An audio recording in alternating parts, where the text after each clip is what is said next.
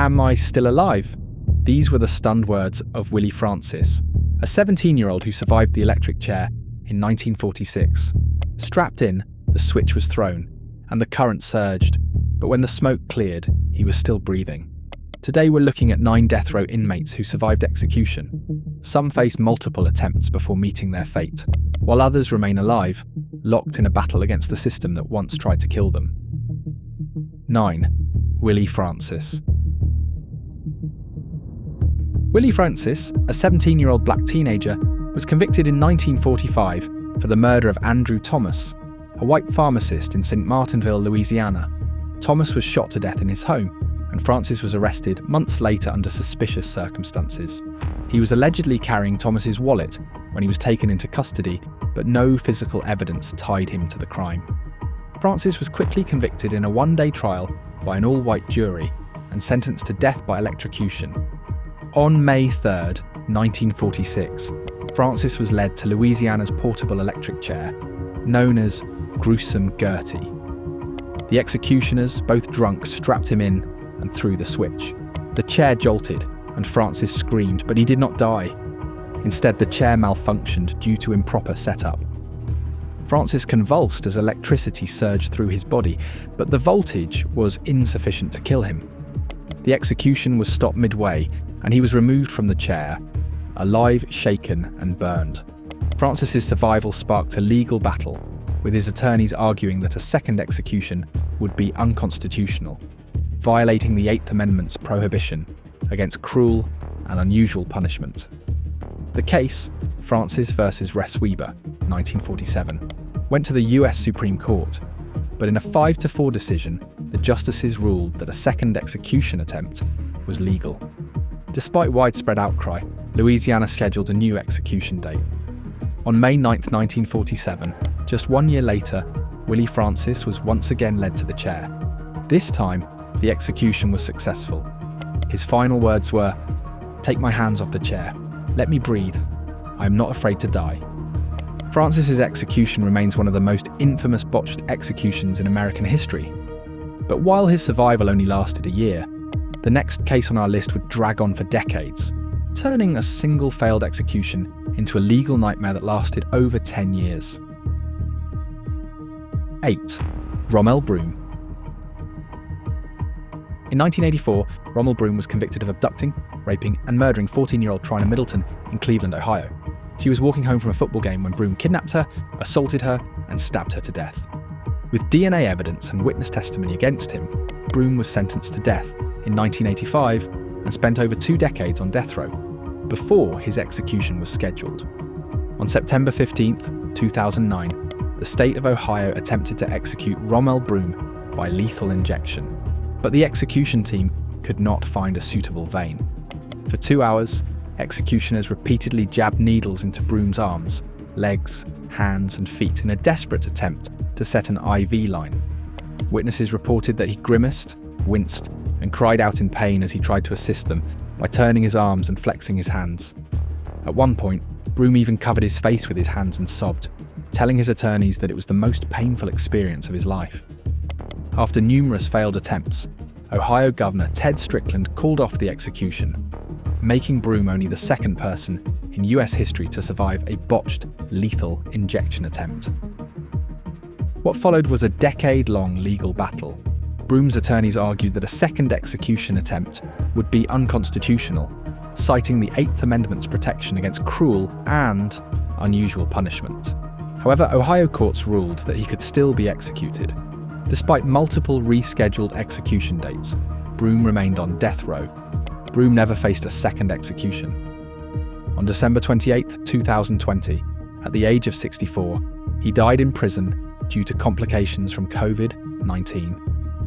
He spent his final years knowing that the state intended to kill him again, but fate intervened first. Broom's botched execution led to a long legal battle, but the next case on our list was just as gruesome. The inmate in question endured over 2 hours of torture before prison officials finally gave up, leaving him to die a slow, painful death years later. 7th Doyle Ham. In 1987, Doyle Ham was convicted for the murder of Patrick Cunningham, a motel clerk in Cullman, Alabama. During a robbery, Ham shot Cunningham in the head and fled with stolen money. He was arrested shortly after and sentenced to death.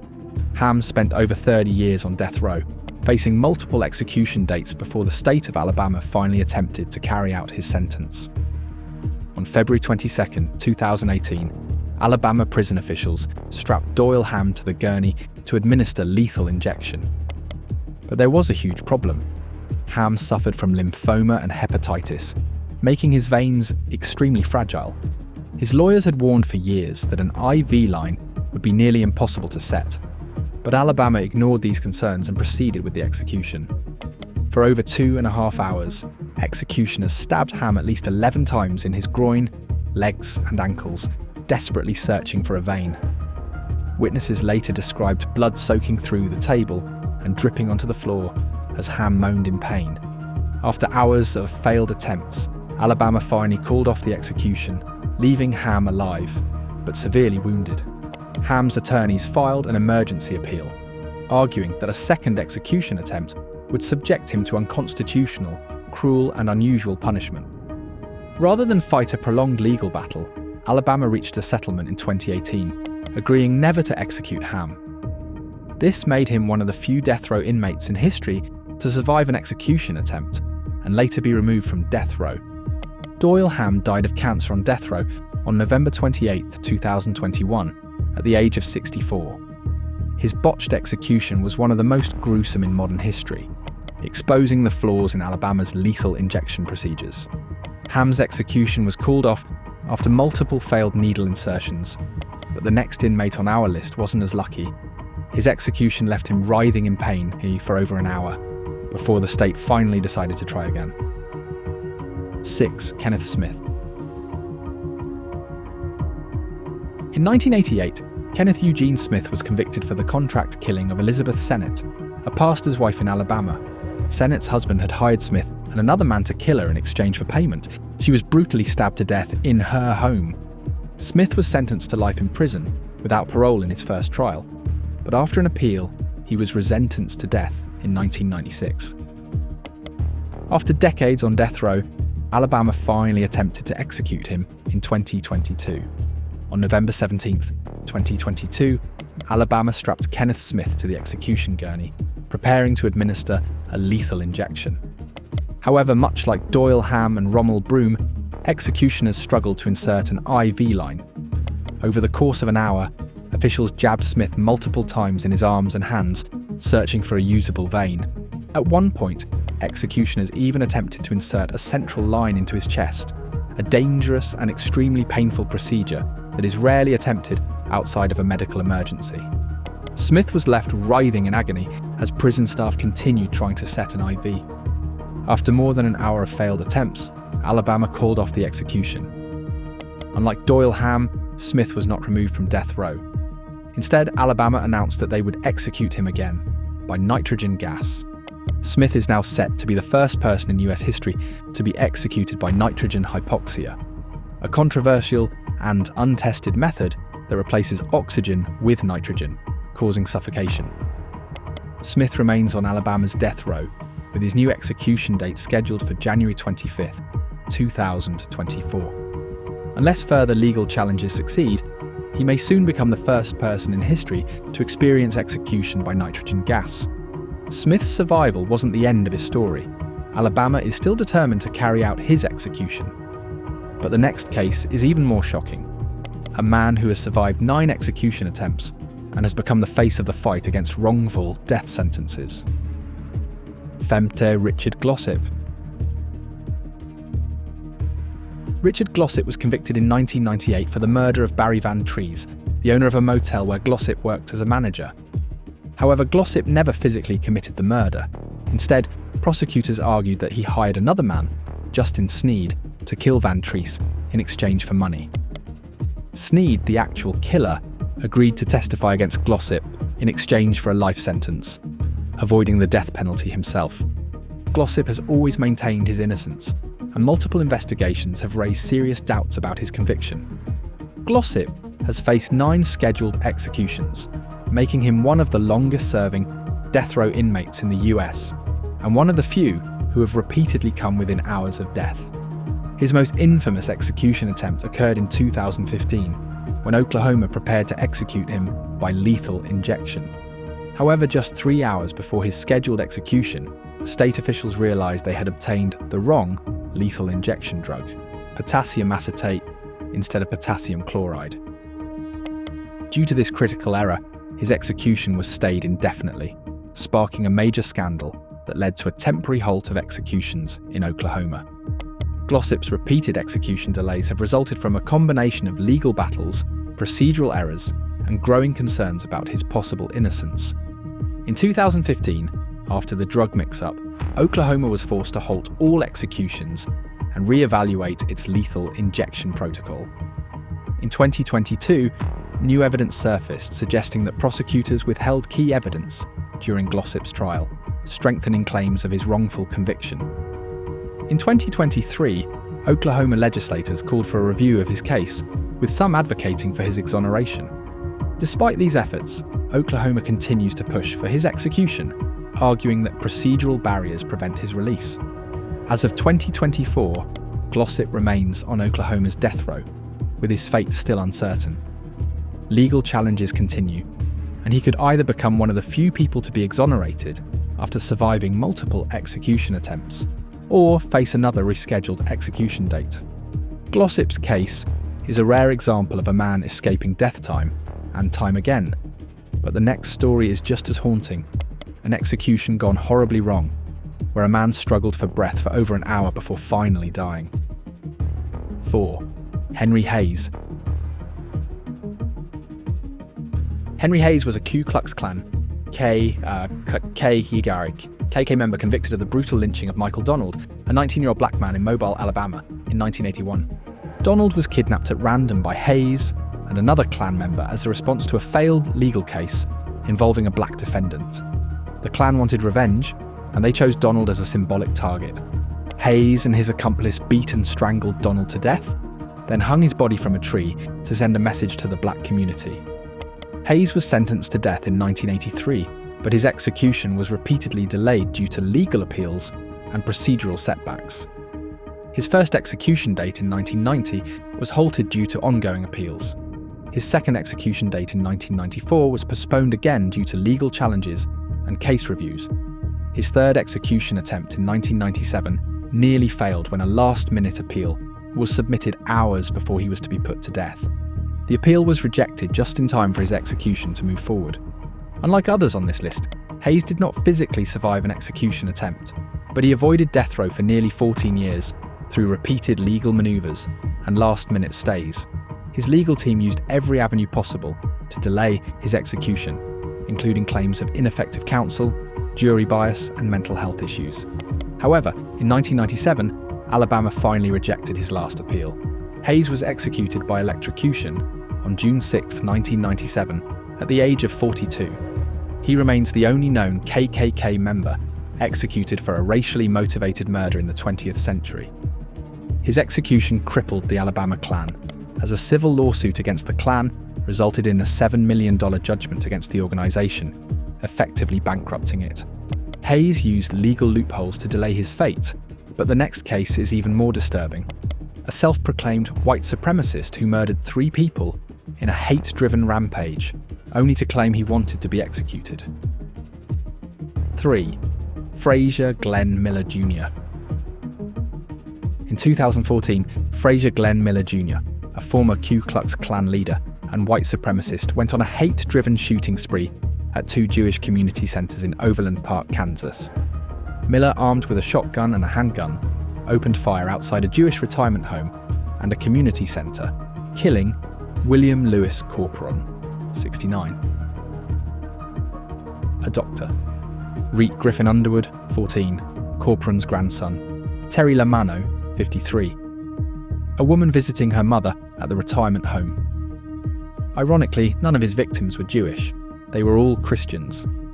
Miller was arrested minutes after the shootings and immediately confessed to the murders. He shouted, "Heil Hitler," while being taken into custody. During his trial in 2015, Miller represented himself and proudly declared that he committed the killings as part of a racial holy war.